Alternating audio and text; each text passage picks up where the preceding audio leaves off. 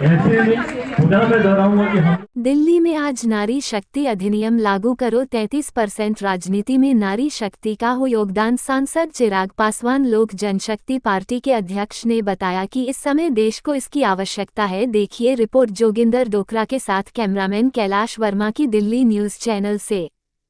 मैं वहीं बैठकर हम लोगों ने बैठकर फैसला किया था और उसी फैसले का नतीजा था कि राष्ट्रीय महिला आयोग बना और राष्ट्रीय महिला आयोग को श्री रामविलास पासवान जी के रही है और जब जाके ये बिल पास हुआ है हम इसका स्वागत करते हैं, हम इसका अभिनंदन करते हैं।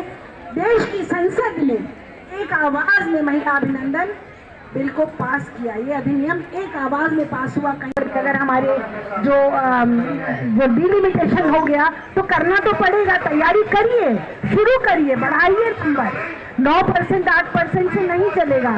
सारे राजनीतिक दलों से हमारा अनुभव है कि जब आप महिलाओं को सीट देते हैं तो महिलाएं ज्यादा जीत कर आती हैं कि नहीं आती हैं? ज्यादा जीत के आती हैं।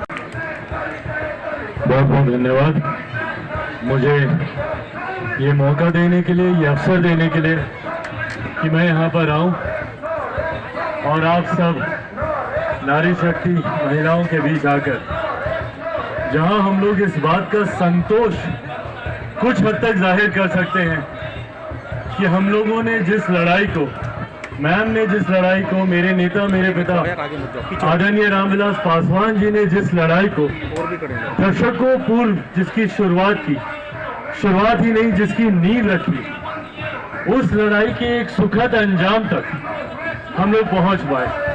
यकीनन ये एक लंबा संघर्ष रहा। प्रत्यक्ष और अप्रत्यक्ष रूप से इस संघर्ष का मैं भी साक्षी रहा। जैसा मैम ने जिक्र किया, छोटा था, बच्चा था, पर अपने नेता, अपने पिता को इसके बारे में चर्चा करते हुए इस विधेयक को कैसे ड्राफ्ट किया जाए, उसमें क्या क्या बिंदु महत्वपूर्ण है, उसको कैसे जोड़ा जाए, इन तमाम बातों को लेकर निरंतरता में चर्चा हुई। कई सरकारों में जब मेरे नेता मेरे पिता आदरणीय रामविलास पासवान जी मंत्री थे, प्रयासरत वो रहे कि नरेंद्र मोदी जी पर था। कई बार 2014 से दूसरी बार का सांसद हूँ मैं, 2014 से 2024 तक कई बार मैंने भी प्रयास किया इस विषय को उठाने का। और जितनी बार मैंने प्रयास किया, मैंने मैम को भी वो सारे अपने भाषण संसद में जब इस विषय को मैंने उठाया, इन तमाम बातों को मैंने इनके संज्ञान में देने का कार्य किया ताकि जो हम लोगों की एक लंबित पड़ी मांग है उसको हम लोग अंजाम तक पहुंचा सकें, उस संघर्ष को कहीं ना कहीं हम लोग विराम दे सके। और आज मुझे खुशी है कि जात पात, धर्म, मजहब, दलगत राजनीति हर चीज से उठकर हम लोग इस विधेयक को पास कराने में हम लोग कामयाब रहे। इस विधेयक को सर्वसम्मति से लोकसभा में पारित किया गया। नारी शक्ति की जब हम लोग बात करते हैं, नारी सशक्तिकरण की जब हम लोग बात करते हैं, तो मुझे नहीं लगता कि हम में से कोई भी नारियों को सशक्त करने के काबिल है।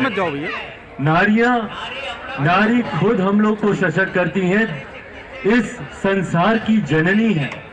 मैं अगर आज यहाँ तक पहुंचा हूँ, मेरा अगर आज अस्तित्व है, तो इसके पीछे भी मातृ शक्ति का ही योगदान है। नारी के बिना ये दुनिया नहीं है, ये संसार नहीं है, और ऐसे में हम में से कोई नहीं है नारियों को सशक्त करने वाला। ये आपका अधिकार है, आदि आबादी है आप। अगर आप नहीं है तो ये दुनिया नहीं है, आप नहीं है तो ये सृष्टि नहीं है।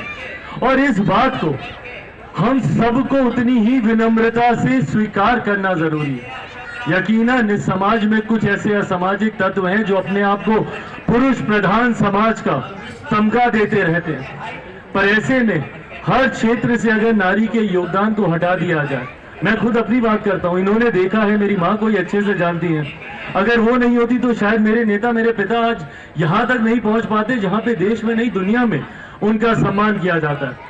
अगर वो इतना आगे बढ़ पाए तो उनके पीछे उस एक महिला का हाथ है जिन्होंने दिन रात बच्चों को संभाला, हम लोगों को संभाला। और कहीं ना कहीं इस बात को वो महत्व अभी तक नहीं दिया जाता था। लोग महिला देश के सर्वोच्च पद पर, ये आपके सामर्थ्य को दर्शाता है, ये आपकी हिम्मत, आपकी शक्ति, आपकी मेहनत को दर्शाता है।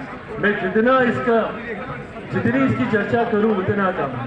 मेरे लिए जरूर ये एक सुकून की बात है, मेरे लिए जरूर ये एक संतोष की बात है कि आज जब ये अधिनियम आ गया है तो जरूर उस हक अधिकार के साथ आप हो जाएंगे। पर मैं इतना मानता हूं कि वो दिन दूर नहीं कि जब से 33% तक की हम लोग सीमित रहे।